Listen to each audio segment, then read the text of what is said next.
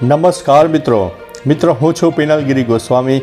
Pinal's corner YouTube ચેનલમાં તમારું સ્વાગત છે। મિત્રો આજની વિડીયોમાં વાત કરીશું દેશ અને દુનિયાના સુપરફાસ્ટ સમાચારની।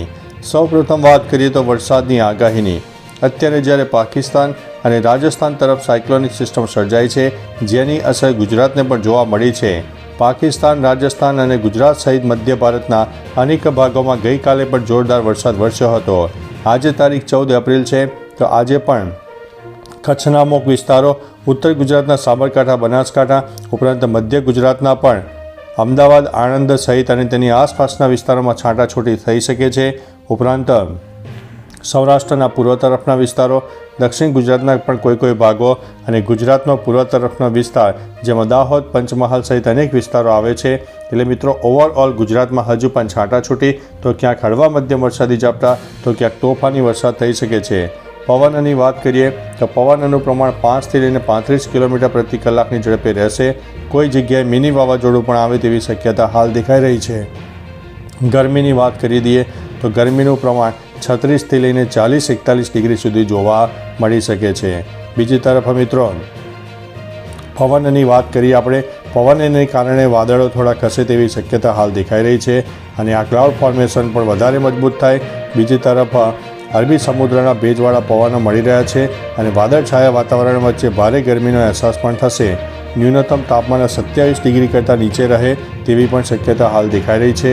આવું વાતાવરણ આપણને 16-17 તારીખ સુધી જોવા મળે તેવી સંભાવના હાલ દેખાઈ રહી છે। મિત્રો અન્ય મહત્વના સમાચારની વાત કરીએ તો વિધાનસભા અધ્યક્ષ શંકર ચૌધરી સામે આચારસંહિતા ભંગની ફરિયાદ। કોંગ્રેસના મુખ્ય પ્રવક્તા ડૉક્ટર મનીષ દોશીએ ચૂંટણી પંચ સમક્ષ ફરિયાદ કરી છે। ડૉક્ટર દોશીએ ચૂંટણી પંચને વિડીયો પુરાવા સાથે ફરિયાદ કરી છે। વિધાનસભા અધ્યક્ષ શંકર ચૌધરીએ ભાજપ ઉમેદવારની તરફેણમાં પ્રચાર કર્યો હોવાનો દાવો કરવામાં આવ્યો છે।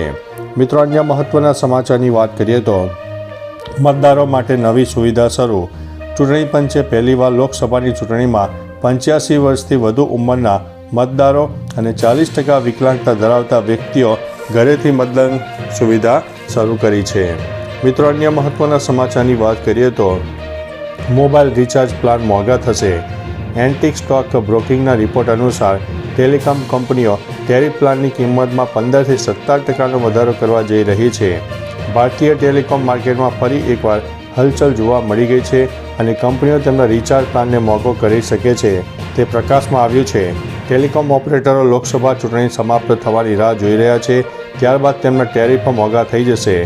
ગત વખતે યોજનાઓ 20 થી 25% મોંઘી થઈ હતી, તે જ ફરીવાર જોવા મળી શકે છે। એવી અટકળો છે કે તેની શરૂઆત એરટેલ દ્વારા કરવામાં આવી શકે છે। મિત્રો અન્ય મહત્વના સમાચારની વાત કરીએ તો રૂપાલાની વધી શકે છે મુશ્કેલી। રાજકોટ લોકસભા બેઠક પર 100થી વધુ ઉમેદવારી ફોર્મ ઉપડ્યા।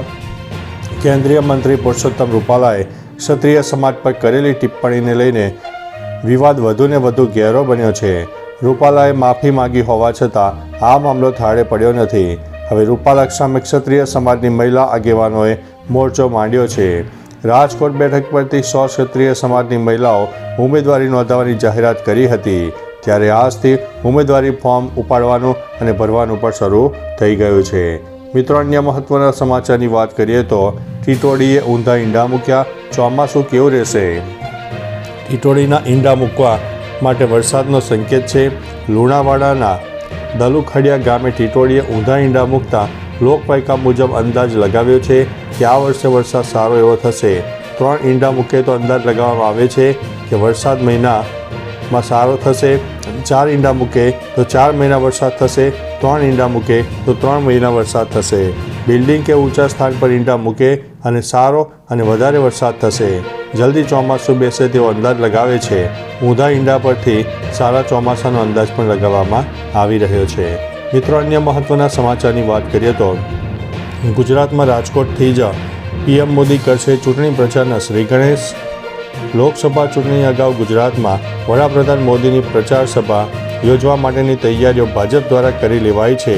પીએમ મોદીની જાહેર સભા સંભવિતપણે સૌરાષ્ટ્ર, કચ્છ, દક્ષિણ ગુજરાતમાં યોજાશે।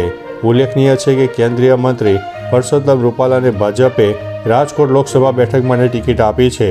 વડાપ્રધાન નરેન્દ્ર મોદી પણ ધારાસભ્ય તરીકેની પોતાની પહેલી ચૂંટણી પણ રાજકોટ સીટ પરથી લડ્યા હતા. મુખ્યમંત્રી બન્યા હતા.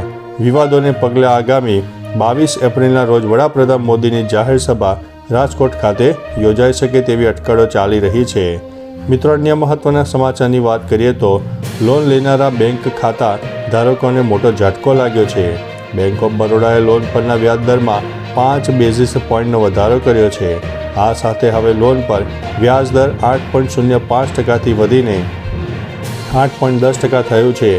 3 મહિનાની લોન પર 8.45%, 6 મહિનાની લોન પર 8.65% અને 1 વર્ષની લોન પર 8.85% લેખે વ્યાજ ગણાશે.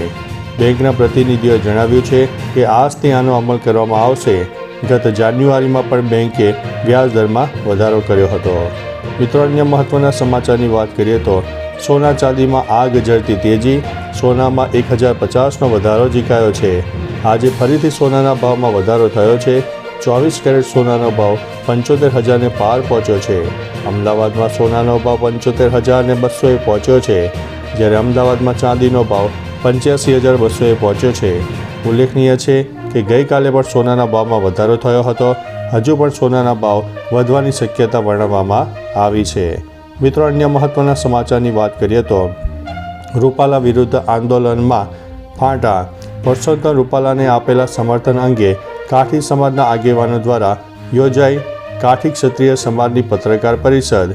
કોઈ એક વ્યક્તિ આખા સમાજનો ટેકો ન લઈ શકે તેવું પ્રતાપ ખુમાણે જણાવ્યું છે. મિત્રો, અન્ય મહત્વના સમાચારની વાત કરીએ તો રૂપાલા વિરુદ્ધના આંદોલનમાં ફાંટા. કાઠી ક્ષત્રિય સમાજે પરસોત્તમ રૂપાલાને આપી છે માફી. રાજકોટ લોકસભા સીટના ભાજપ ઉમેદવાર પુરુષોત્તમ રૂપાલાએ રાજપૂત સમાજ પર કરેલી ટિપ્પણી બાદ સમગ્ર રાજપૂત સમાજમાં વિરોધનો માહોલ જોવા મળ્યો છે. રાજપૂત સમાજ એક સ્વરમાં રૂપાલાની ટિકિટ રદ કરવાની માંગ કરી રહ્યો છે. જો કે આ બધા વચ્ચે મોટા સમાચાર સામે આવ્યા છે. કાઠી ક્ષત્રિય સમાજે રૂપાલાને માફી આપી છે. તેમણે કહ્યું છે કે પીએમ મોદીને અમે મન, વચન અને કર્મથી સાથ અને સહકાર આપીશું. તો ચાલો મિત્રો, ફરીથી દેશ અને દુનિયાના સુપરફાસ્ટ સમાચાર લઈને મળતા રહીશો. ત્યાં સુધી અમને રજા આપશો. નમસ્તે.